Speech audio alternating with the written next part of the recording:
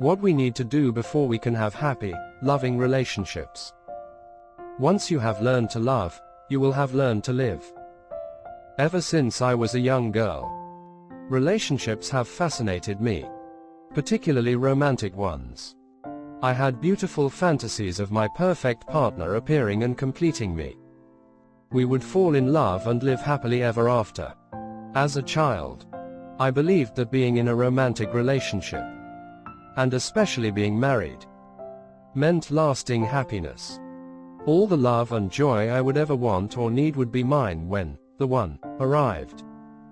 Daydreams of my soulmate filled my tween brain. This fairy tale view of relationships didn't disappear when I came of age, but followed me into adulthood when I married a man that I knew in my gut simply wasn't right for me. At first, it was exciting to be someone's wife and to have a husband. But my high expectations quickly created tremendous disappointment for me. We both demanded that the other change, and the relationship quickly became one filled with resentment and contempt. After struggling to work on our relationship and seeing no improvement, we separated and eventually divorced. I was devastated and bitterly blamed him. He was the bad guy, and I was the innocent victim. I lacked the awareness necessary to examine my own actions and learned nothing, except to fear entering into another relationship. The only thing that I knew for sure was that I never wanted to go through such a painful experience again. I had no idea that I had any power at all. I felt like I was at the effect of what others said and did, and I was so easily wounded. The world of men and relationships felt very scary, and I was apprehensive when I re-entered the dating world. In what I now understand was an attempt to protect myself. I made terrible judgments and generalizations about relationships and men. My reality reflected these fearful thoughts. And in the year following my divorce, I dated men who were perfect examples of the stereotypes I adopted. Even though I had left my marriage, nothing had truly changed and, in fact, through my own fear had grown worse. In spite of this, having a relationship with a man still remained a strong desire. I certainly didn't want to repeat the past, and I refused to settle for just any romantic relationship. With absolute resolve, I vowed that I would have a healthy, happy, close, and loving relationship. This became my intention, and I became passionately committed to learning and doing whatever I could to get me there. For over a year, I studied the ways in which romantic relationships worked and how they could be close and loving, but was discouraged and frustrated by most of what I read. It seemed that most of what I learned required the effort of both partners. While I understood that a happy, healthy relationship takes two people, I knew I had to first work on myself. My question became, what can I, and I alone, do to create a close, happy, and loving relationship?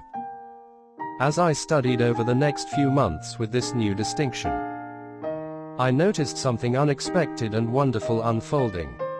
I had shifted from how to find the right man and get him to give me love and make me happy, to learning who I had to become in order to create and maintain a close, loving relationship. This was a brand new way of looking at things and a brand new way of being that was incredibly exciting for me. For the next 2 years, I learned as much as I could and put into practice everything I was learning. It yielded radically different results than I had ever gotten before. All of my relationships greatly improved, including, and especially, my relationship with myself. My relationship with myself had always been love, hate. Now, as I became more and more aware that I truly am empowered to create loving relationships as well as a wonderful life, I began to see myself and others in a new light. My new understanding of myself and others became, we are all infinitely and eternally beautiful souls, intrinsically worthy of love. Each one of us are intrinsically worthy of love, not because we are entitled to other people giving it to us, but because we are love. We are all whole and need nothing outside of ourselves to complete us. These words weren't new to me, but for the first time I understood and felt the truth of them. For so long I had been trying to force others to give me love. Manipulating them, making demands, giving with an expectation of receiving in return. Also known as barter, and it only led to frustration and resentment. It struck me all at once that everything I had learned over the course of 3 years was truly about giving love joyfully from a place of being love.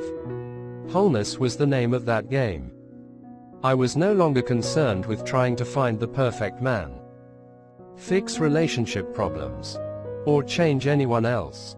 Although I'm not perfect and never will be, I've had increasing moments of awareness and clarity when I was able to keep the focus completely on myself, not focused on my needs and how I can get those met by others, but what I could do to become more whole and full of love so that I'm more focused on giving than taking. Interestingly, my original intention in studying relationships was only to improve my own chances of having a good, lasting relationship with a man. It was my hope that I would learn some tricks to get a good man interested and then to get him remain attracted enough to me to shower me with gifts, affection, attention, and praise. What I have learned and continue to learn is infinitely better.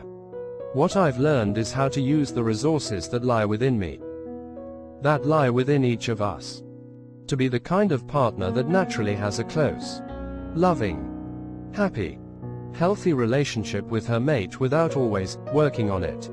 As most of us can attest, this kind of struggle never works long term. I learned to grow through my experiences in my relationships, become more loving and more whole, and give from a place of joy, which effortlessly creates a close, loving, happy, healthy relationship.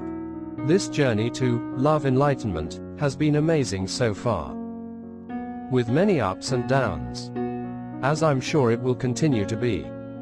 The wisdom I have gained has been invaluable for creating positive change not only within myself and in my relationships, but in my entire life. I have learned to be a better partner for my partner, for myself, for everyone I know and meet, and for the world at large. The goal is not to reach some destination, but to understand more about what it means to be whole. Perfection isn't possible, but perhaps your intention could be to become more aware of what you are giving and being, and let it be love more and more of the time. In short, through your relationships with others, grow more into the truth of who you are at the core of your being. You are love.